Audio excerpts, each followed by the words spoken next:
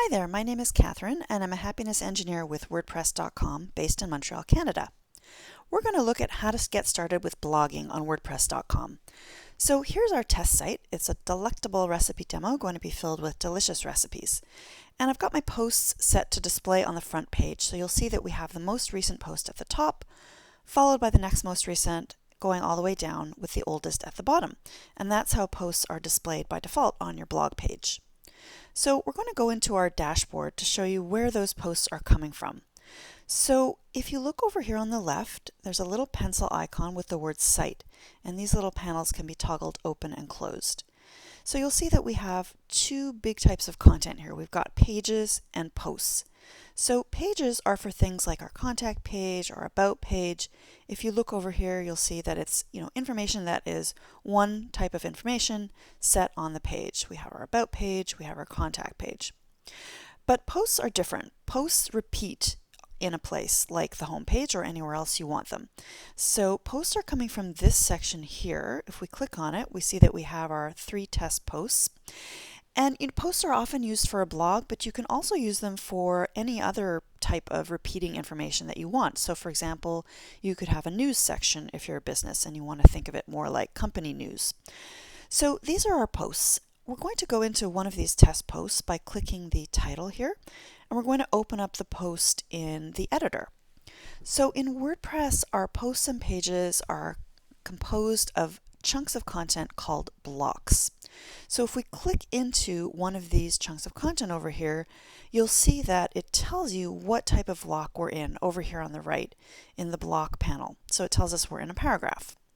And you can just see going down that you have different options depending on what type of block it is. So for paragraphs, for example, you have the option to make the text much bigger, like that. And you also have some options here on the little block toolbar above the block itself. So for example, if you click on a word, you can make that bold. And if you hover over the toolbar on the left, you can move a block.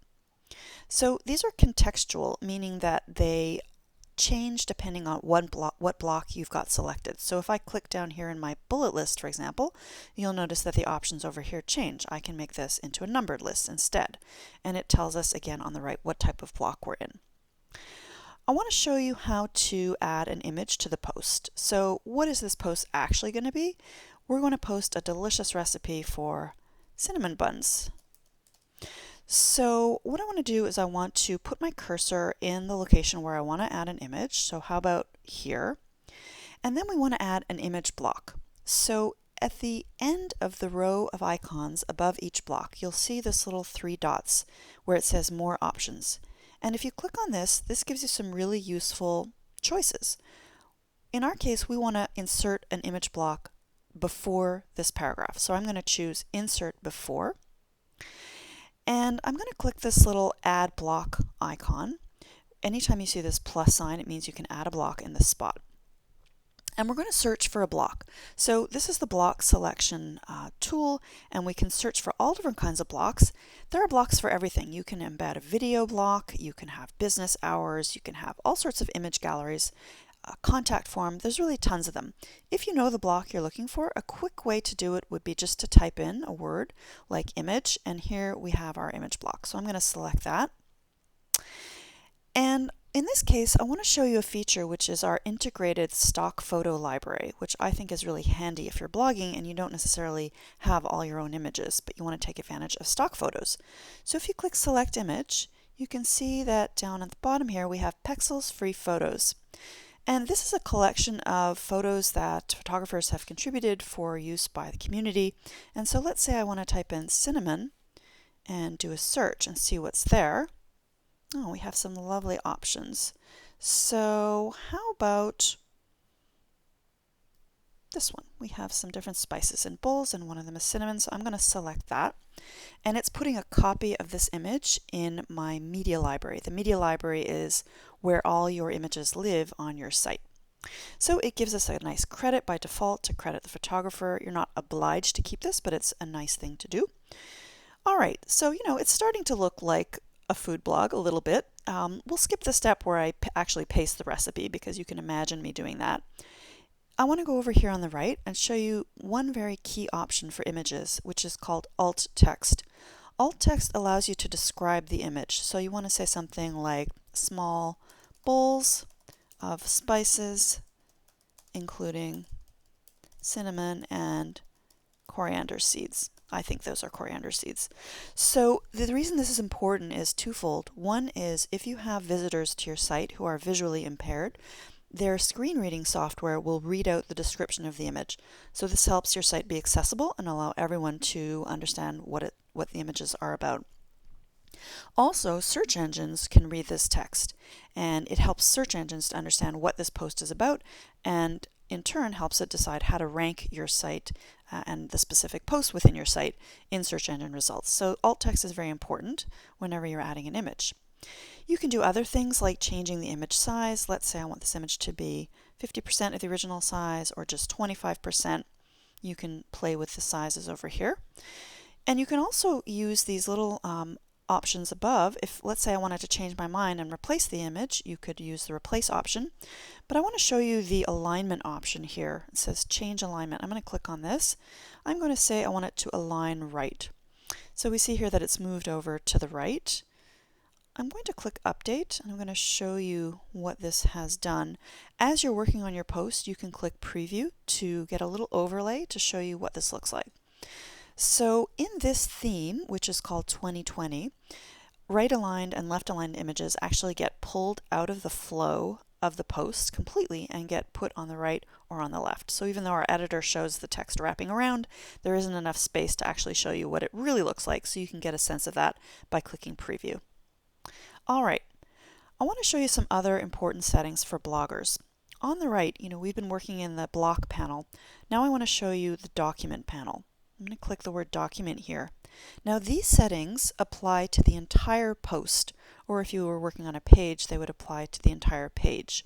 As opposed to the block settings, which work on specific blocks within your post, the document panel has settings that apply to the entire post.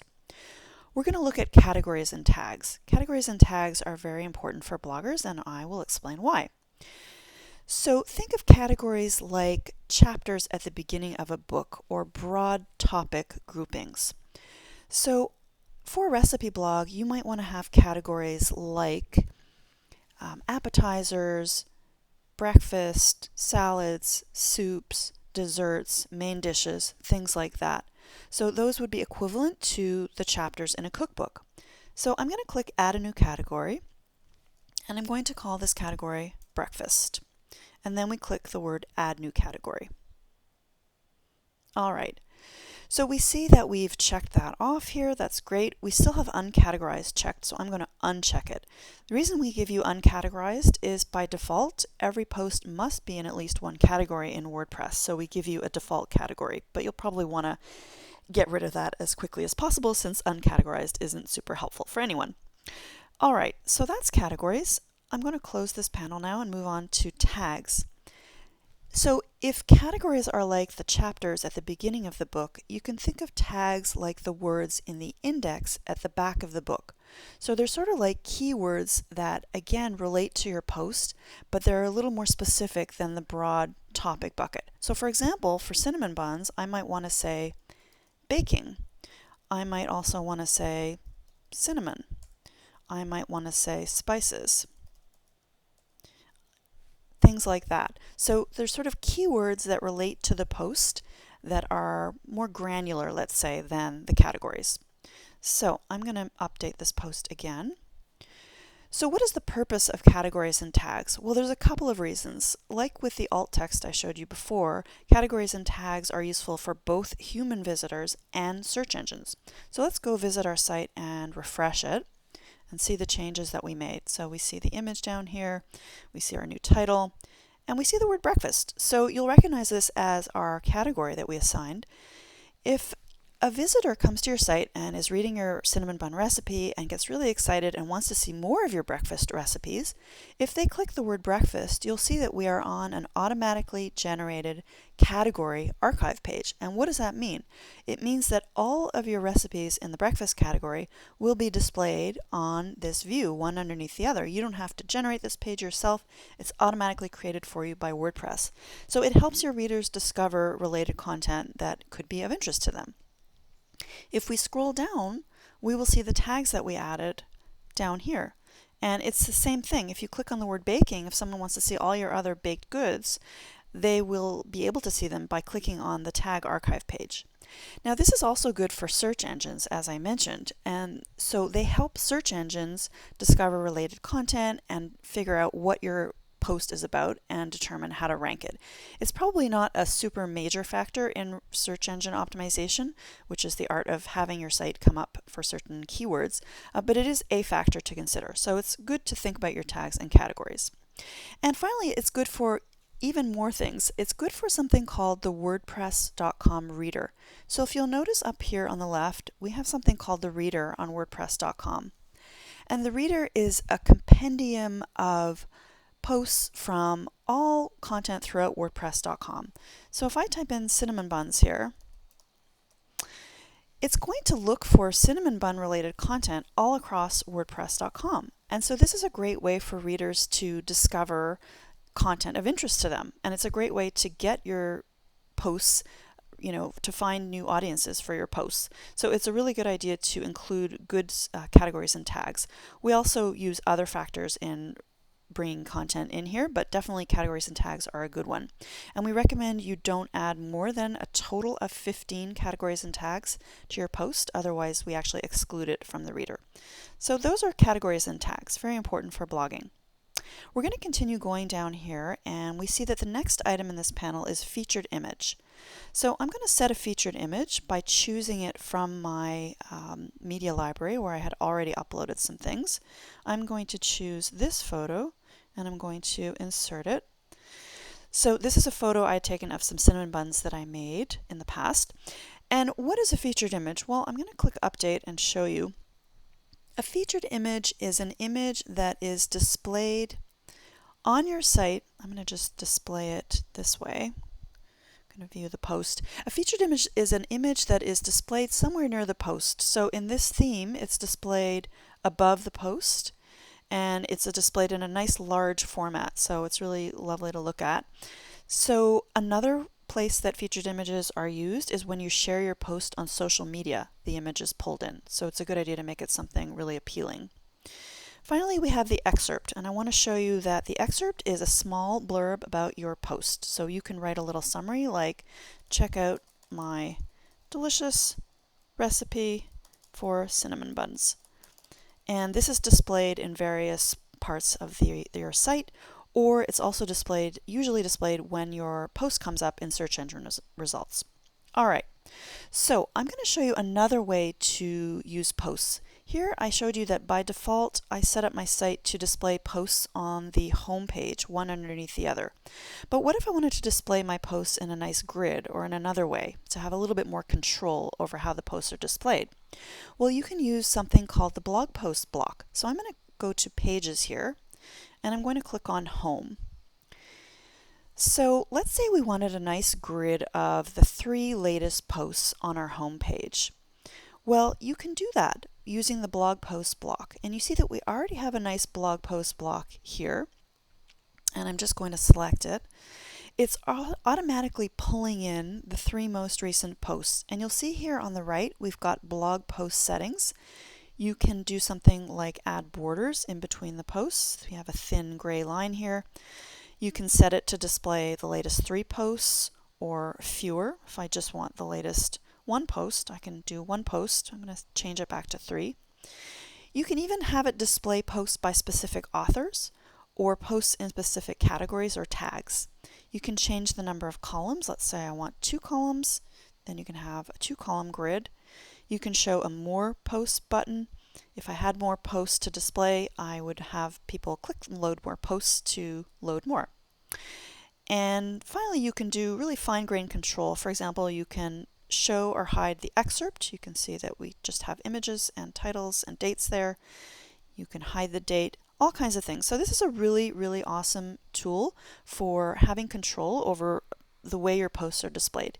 You can even not have a grid. If you want to go back to list view, up here in the toolbar just above the block, you can toggle to list view, and then it has the excerpt and featured images one underneath the other instead of in a grid. So we're going to click update. So that's an option you can do, and then you would be able to set this page as your home page. So that's really a crash course in getting started with blogging. We're going to stop the demo here and then open up the floor to questions and answers.